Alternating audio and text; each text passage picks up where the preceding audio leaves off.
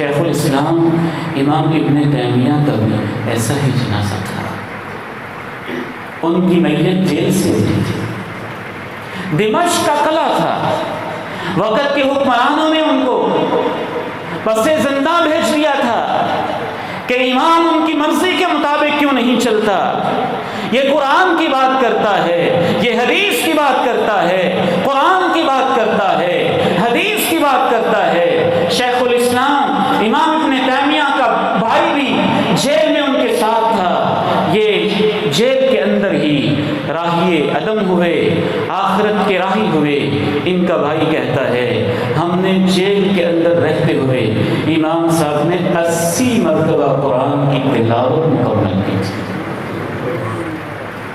اور جب ان کا جنازہ اٹھا تو اس دور کے اندر جبکہ دمشق سارا ان کا مخالف تھا, وہاں کے مفتی مخالف تھے, علماء سو مخالف تھے, حکومتی مشینری مخالف تھی, حکومتی انتظامیہ مخالف تھی, علاقہ بھی اپنا نہیں تھا, غیروں کے علاقے کے اندر دمشق کی جیل کے اندر سالوں گزارے.